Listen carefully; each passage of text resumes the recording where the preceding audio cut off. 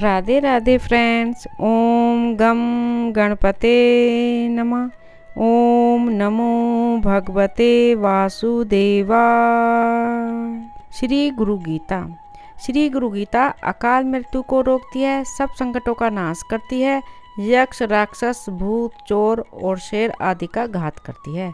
सूचीभूता ज्ञानवंतो गुरु गीताम जपंतीम ये तेषाम दर्शन संस्प्रा पुनर्जन्म ने विद्यते। जो पवित्र ज्ञानवान पुरुष इस श्री गुरु गीता का जप पाठ करते हैं उनके दर्शन और स्पर्श से पुनर्जन्म नहीं होता।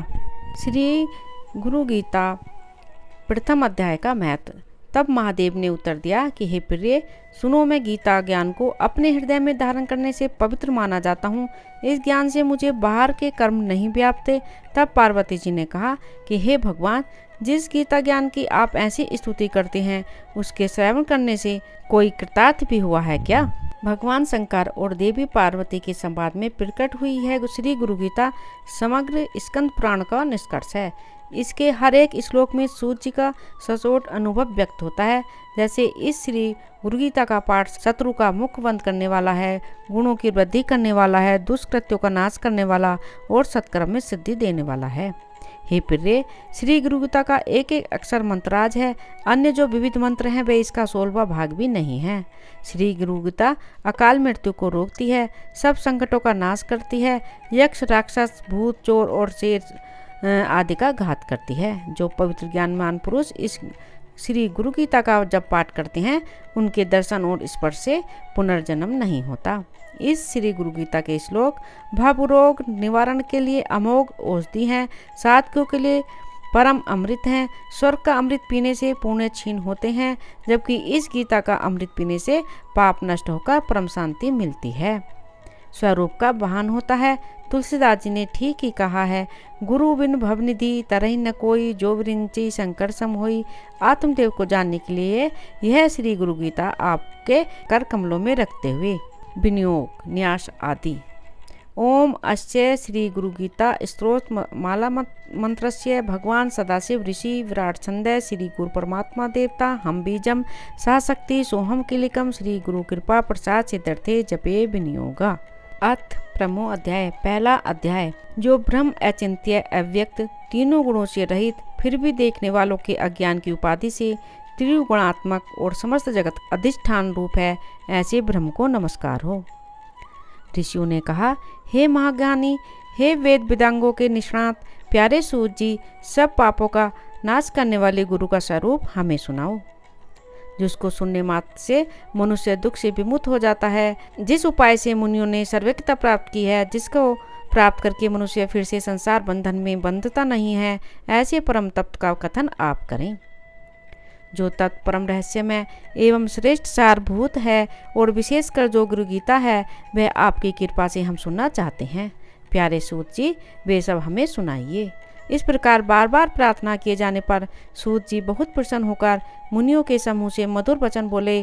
सूत जी ने कहा, हे सब मुनियों, संसार रूपी रोग का नाश करने वाली, मातृ स्वरूपिणी माता के समान ध्यान रखने वाली गुरु गीता कहता हूँ, उसको आप अत्यंत श्रद्धा और प्रसन्नता से सुनिए।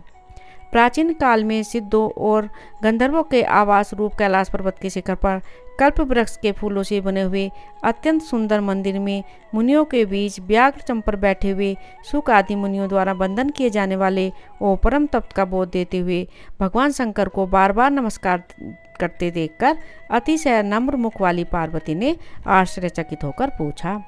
पार्वती ने कहा, हे ओंकार के अर्थ स्वरूप, देवों के देव, श्रेष्ठों के भी श्रेष्ठ, हे जगत गुरु, आपको प्रणाम हो।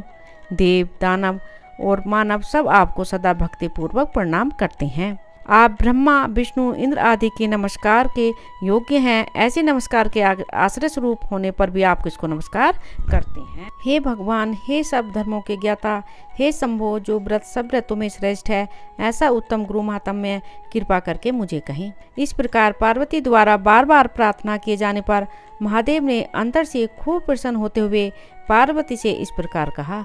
श्री महादेव जी ने कहा, हे देवी, यह तत्व रहस्यों का भी रहस्य है, इसलिए कहना उचित नहीं।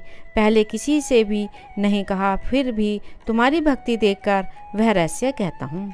हे देवी, तुम मेरा ही स्वरूप हो, इसलिए यह रहस्य तुमको कहता हूँ। तुम्हारा यह प्रश्न लोक का कल्याणकारक है। ऐसा प्रश्न पहले कभी किसी ने नहीं किया। जिसको ईश्वर में उत्तम भक्ति होती है, जैसी ईश्वर में वैसी ही भक्ति जिसको गुरु में होती है, ऐसे महात्माओं को ही यहाँ कही हुई बात समझ में आएगी। जो गुरु हैं वे ही शिव हैं, जो शिव हैं वे ही गुरु हैं। जो दोनों में अंतर मानता है वह गुरु पत्नी गमन करने वाले के समान पापी है। हे प्रिय, वेद, शास्त्र, पुराण, इतिहास आदि मंत्र, यंत्र, मोहन, उच्चाटन आदि विद्या, शैव, शाक्त, आगम और अन्य सर्व मत मतांतर, ये सब बातें गुरु तत्व को जाने बिना भ्रांत चित्त वाले जीवों को पथ भ्रष्ट करने वाली हैं। और जब तब व्रत, तीर्थ, यज्ञ, दान ये सब व्यर्थ हो जाते हैं। हे सुमुखी, आत्मा में गुरु बुद्धि के सिवा अन्य कुछ भी सत्य नहीं है। इसलिए इस आत्मज्ञान को प्राप्त करने के लिए बुद्धिमानों को प्रयत्न करना चाहिए। जगत गुण अविद्यात्मक माया रूप है और शरीर अज्ञान से उत्पन्न हुआ है। इनका विश्लेषणात्मक ज्ञान जिनकी कृपा से होता है, उस ज्ञान को गुरु कहते हैं। जिस गुरुदेव के पाद सेवन से मनुष्य सब पापों से भी शुद्धात्मा होकर ब्रह्म रूप हो जाता है, वह तुम पर कृपा करने के लिए कहता हूँ। श्री गुरुदेव का चरणामृत पाप रूपी कीचड़ का सम्यक शोषक है, ज्ञान तेज का सम्यक उद्दीपक है और संसार सागर का सम्यक तारक है। अज्ञान की जड़ को उखाड़ने वाले, अनेक जन्मों के कर्मों को निवारने वाले, ज्ञान और वैराग्य को सिद्ध करने वाले श्री गुरुदेव के चरणामृत का पान करना चाहिए। अपने गुरुदेव के नाम का कीर्तन अनंत स्वरूप भगवान शिव का ही कीर्तन है। अपने गुरुदेव के नाम का चिंतन अनंत स्वरूप भगवान शिव का ही चिंतन है। गुरुदेव का निवास स्थान काशी क्षेत्र है। श्री गुरुदेव का पादों तक गंगा जी है। गुरुदेव भगवान विश्वनाथ और निश्चय ही साक्षात तारक ब्रह्म है। गुरुदेव की सेवा ही तीर्थराज गया है। गुरुदेव का शरीर अक्षय बट वृक्ष है। गुरुदेव के श्री चरण भगवान विष्णु के श्री चरण हैं। वहाँ लगाया हुआ मन तदाकार हो जाता है। ब्रह्म श्री गुरुदेव के मुखारबिंद में स्थित हैं। वह ब्रह्म उनकी कृपा से प्राप्त हो जाता है। इसलिए जिस प्रकार स्वेच्छाचारी स्त्री अपने प्रेमी पुरुष का सदा चिंतन करती है, उसी प्रकार सदा गुरुदेव का ध्यान करना चाहिए। अपने आश्रम, जाति, कीर्ति, पद प्रतिष्ठा, पालन पोषण ये सब छोड़कर गुरुदेव का ही सम्यक आश्रय लेना चाहिए। विद्या गुरुदेव के मुख में रहती है और वह गुरुदेव की भक्ति से ही प्राप्त होती है। यह बात तीनों लोकों में देव, ऋषि, पितृ और मानवों द्वारा स्पष्ट रूप से कही गई है। गु शब्द का अर्थ है अहंकार यानी अज्ञान और रु शब्द का अर्थ है प्रकाश यानी ज्ञान। अज्ञान को नष्ट करने वाले जो ब्रह्म रूप प्रकाश हैं वह गुरु हैं, इसमें कोई संशय नहीं है। गुकार अंधकार है और उसको दूर करने वाला रूकार है। अज्ञान रूपी अंधकार को नष्ट करने के कारण ही गुरु कहलाते हैं। गुकार से गुणातीत कहा जाता है, रूकार से रूपातीत कहा जाता है। गुण और रूप से पर होने के कारण ही गुरु कहलाते हैं। गुरु शब्द का प्रथम अक्षर गु माया आदि गुणों का प्रकाशक है और दूसरा अक्षर रूकार माया की भ्रांति से मुक्ति देने वाला परम ब्रह्म है। गुरु सर्वश्रुति रूप श्रेष्ठ रत्नों से सुशोभित चरण कमल वाले हैं और वेदांत के अर्थ के प्रवक्ता हैं।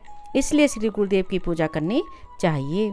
जिनके स्मरण मात्र से ज्ञान अपने आप प्रकट होने लगता है और वे ही सर्व समदमादि संपदा रूप हैं। अतः श्री गुरुदेव की पूजा करनी चाहिए।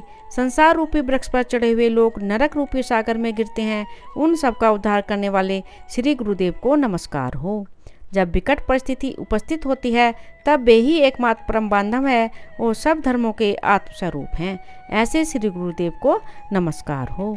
संसार रूपी अरण्य में प्रवेश करने के बाद दिग्मूढ़ की स्थिति में जब कोई मार्ग नहीं दिखाई देता है, चित्त भ्रमित हो जाता है, उस समय जिसने मार्ग दिखाया उन श्री गुरुदेव को नमस्कार हो। इस पृथ्वी पर त्रिविध ताप आदि व्याधि उपाधि रूपी अग्नि से जलने के कारण अशांत हुए प्राणियों के लिए गुरुदेव ही एकमात्र उत्तम गंगा जी हैं। ऐसे श्री गुरुदेव जी को नमस्कार हो। 7 समुद्र पर्यंत के सर्व तीर्थों में स्नान करने से जितना फल मिलता है वह फल श्री गुरुदेव के चरणामृत के एक बिंदु के फल का 1000वां हिस्सा है। यदि शिव जी नाराज हो जाएं तो गुरुदेव बचाने वाले हैं, किंतु यदि गुरुदेव नाराज हो जाएं तो बचाने वाला कोई नहीं है। अतः गुरुदेव को संप्राप्त करके सदा उनकी शरण में रहना चाहिए। गु शब्द का गु अक्षर गुणातीत अर्थ का बोधक है और रू अक्षर रूप रहित स्थिति का बोधक है। ये दोनों गुणातीत और रूपातीत स्थितियां जो देते हैं उनको गुरु कहते हैं। हे प्रिय, गुरु ही त्रिनेत्र रहित 2 नेत्र वाले साक्षात शिव हैं, 2 हाथ वाले भगवान विष्णु हैं और 1 मुख वाले ब्रह्मा जी हैं। देव, किन्नर, गंधर्व, पितृ, यक्ष, तुमरु, गंधर्व का एक प्रकार और मुनि लोग भी गुरु सेवा की विधि नहीं जानते। हे प्रिय, तार्किक, वैदिक, ज्योतिष, कर्मकांडी तथा लौकिक जन निर्मल गुरु तत्व को नहीं जानते। यदि गुरु तत्व से प्राणमुख हो जाएं तो यागी मुक्ति नहीं पा सकते, योगी मुक्त नहीं हो सकते और तपस्वी भी मुक्त नहीं हो सकते। गुरु सेवा से विमुख गंधर्व, पितृ, यक्ष, चारण, ऋषि, सिद्ध और देवता आदि भी मुक्त नहीं होंगे। इति श्री स्कंदो उत्तरखंडे उमा महेश्वरे संवादे श्री गुरु गीतायां प्रथमो अध्याय। राधे राधे। ओम नमो भगवते वासुदेवाय। मेरे इस चैनल को ज़्यादा से ज़्यादा सब्सक्राइब करें, लाइक करें और शेयर करें।